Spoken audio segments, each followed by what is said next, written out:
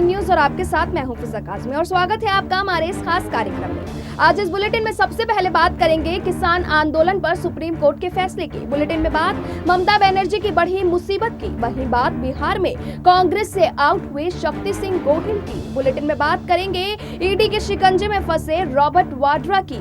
और आप बुलेटिन के आखिर में बात करेंगे राजस्थान में अशोक गहलोत और बेटे वैभव गहलोत के बीच पड़ी फूट की। लेकिन तमाम बड़ी खबरों से पहले एक नजर सुर्खियों पर। किसान आंदोलन पर कृषि कानून की सभी अर्जियों पर एक साथ 11 जनवरी को सुनवाई करेगा सुप्रीम कोर्ट।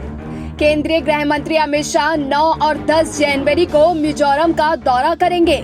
बिहार कांग्रेस नेता भरत सिंह का दावा, 11 विधायक छोड़ने को तैयार है पार्टी। बीजेपी के पूर्व मंत्री के घर के बाहर गोबर फेंकने वाले आंदोलनकारियों से अमरिंदर सिंह ने लिया केस वापस, एसएचओ को किया ट्रांसफर। पीएम मोदी से दिल्ली में मुलाकात करेंगे सीएम योगी आदित्यनाथ। संगठन और कैबिनेट विस्तार पर होगी चर्चा।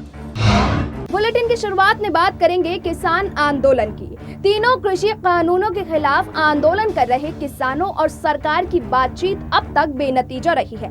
इस पर सुप्रीम कोर्ट ने चिंता जाहिर की है। हालांकि सरकार की ओर से सॉलिसिटर जनरल तुषार मेहता और अटॉर्नी जनरल के वेणुगोपाल ने कहा है कि हमें उम्मीद है कि जल्द ही गतिरोध समाप्त होगा। दरअसल नई कृषि कानूनों की संवैधानिक वैधता को लेकर कुछ वकीलों ने जनहित याचिका दायर की है। इस पर सुनवाई करते हुए सुप्रीम कोर्ट ने कहा है कि हम किसान आंदोलन और कृषि कानूनों की अर्जी पर सोमवार को सुनवाई करेंगे। सुप्रीम कोर्ट के chief justice of India SA Bobde ने टिप्पणी करते हुए कहा कि हमें हालात में कोई बदलाव नहीं दिखाई दे रहा है। इस पर सॉलिसिटर जनरल तुषार मेहता ने कहा कि हम बात कर रहे हैं। वहीं अटॉर्नी जनरल के वेणुगोपाल ने कहा कि हमें उम्मीद है कि दोनों पक्ष किसी मुद्दे पर सहमत हो जाएंगे।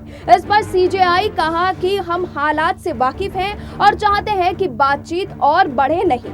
हम हालात पर पूरी तरह से नजर बनाए हुए हैं। वहीं सॉलिसिटर जनरल तुषार मेहता ने कहा कि कृषि कानून और किसान आंदोलन के मामले में सुनवाई की जरूरत नहीं है, क्योंकि अभी दोनों पक्षों की बातचीत चल रही है। लेकिन अब देखना होगा कि सरकार की किसानों के साथ अगली बैठक में क्या कुछ हल निकल पाता है या नहीं।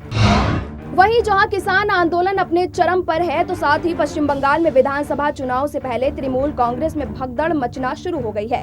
बीते दिन मंत्री लक्ष्मी रतन शुक्ला ने अपने पद से इस्तीफा दे दिया और अब पार्टी विधायक वैशाली डालमिया ने मोर्चा खोल दिया है। वैशाली का कहना है कि भ्रष्टाचार के कारण टीएमसी को नुकसान हो रहा है। जमीन पर भ्रष्टाचार पार्टी को दीमक की तरह खत्म कर रहा है। टीएमसी विधायक वैशाली डालमिया ने कहा है कि उनके विधानसभा क्षेत्र में काफी भ्रष्टाचार है। वो 3 साल से इस बात को कह रही हैं। इलाके की सड़कों की हालत भी खराब हो चुकी है। उन्होंने कहा कि भ्रष्टाचार पर वो अपनी राय ममता बनर्जी को भी बता चुकी है। ऐसे में वो पहली बार इस मुद्दे को नहीं उठा रही हैं। वैशाली ने बताया कि लक्ष्मी रत्न भी इन्हीं सब वजहों के कारण पार्टी में काम नहीं कर सका, इसलिए उन्होंने इस्तीफा दे दिया।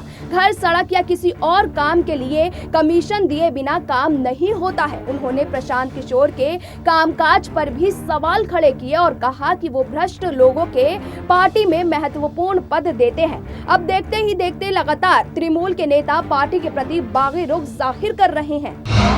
साथ ही खबरों में आगे बढ़ते हैं और बात करते हैं बिहार कांग्रेस से प्रदेश अध्यक्ष पद से आउट हुए शक्ति सिंह गोहिल की। कांग्रेस अध्यक्ष सोनिया गांधी ने बिहार प्रभारी शक्ति सिंह गोहिल के पद छोड़ने की इच्छा को सहमति दे दी है, जबकि गोहिल को बिहार प्रभार की जिम्मेदारी से मुक्त करते हुए भगत चरण दास को यह दायित्व सौंप दिया गया है। आपको बता दें कि शक्ति सिंह गोहिल ने हाल ही में पार्टी नेतृत्व से उन्हें बिहार प्रभारी के दायित्व से मुक्त करने और कोई हल्की जिम्मेदारी देने का आग्रह किया था। कांग्रेस के संगठन महासचिव के वेणुगोपाल ने बयान जारी कर सोनिया गांधी ने राज्यसभा सांसद शक्ति सिंह गोहिल की इच्छा को स्वीकार करते हुए उन्हें बिहार प्रभारी के जिम्मेदारी से मुक्त कर दिया है, जबकि उनकी जगह अब ये दायित्व भगत चरण दास को सौंप दिया गया है। हालांकि दास फिलहाल मिजोरम और मणिपुर के लिए भी पार्टी के प्रभारी है। इसके अलावा वो बिहार के साथ पूर्वोत्तर के इन दोनों राज्य की जिम्मेदारी देखते रहेंगे। हालांकि शक्ति सिंह गोहिल दिल्ली प्रभारी के जिम्मेदारी को निभाते रहेंगे। साथ ही बात करेंगे बेनामी संपत्ति मामले में आयकर विभाग ने बीते 2 दिनों तक लगातार रॉबर्ट वाड्रा से पूछताछ की थी। अपने ऊपर हो रही कार्रवाई से नाराज वाड्रा लगातार केंद्र सरकार पर आरोप लगा रहे हैं। हाल ही में एक इंटरव्यू के दौरान उन्होंने सरकार और एजेंसियों के गलत इस्तेमाल की बात कही है।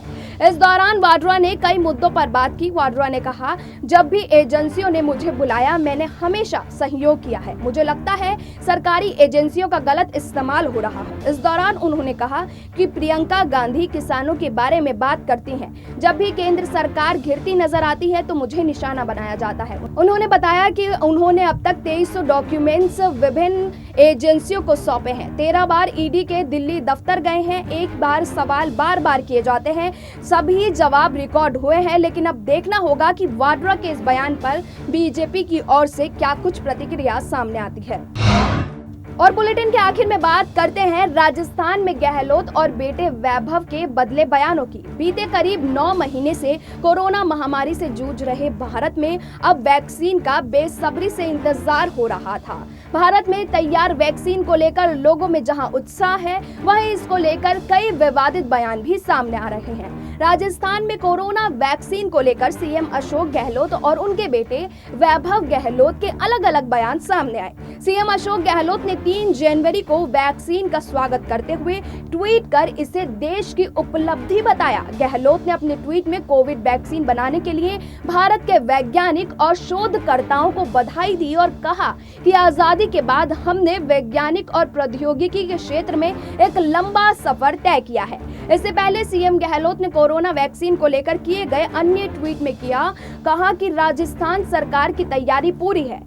प्रदेश के कई जगहों पर ट्रायल पूरा हो चुका है। वैक्सीन आने पर नए प्रोटोकॉल के अनुसार प्रदेश के नागरिकों को वैक्सीन लगाई जाएगी। कोरोना वैक्सीनेशन का शानदार प्रबंधन किया जाएगा। सीएम गहलोत की राय से इतर उनके बेटे वैभव गहलोत ने वैक्सीन पर सवाल खड़े किए हैं। वैभव ने कहा कि अभी तो वैक्सीन ट्रायल में ही है। तो देखा आपने, जहां एक तरफ सीएम गहलोत पिता वैक्सीन के समर्थन में बयान दे रहे हैं, वहीं बेटे वैभव का बयान बिल्कुल अलग साबित हो रहा है। फिलहाल इस बुलेटिन में इतना ही, लेकिन देश और दुनिया की तमाम बाकी खबरों के लिए आप जुड़े रहिए SPN 9 न्यूज के साथ।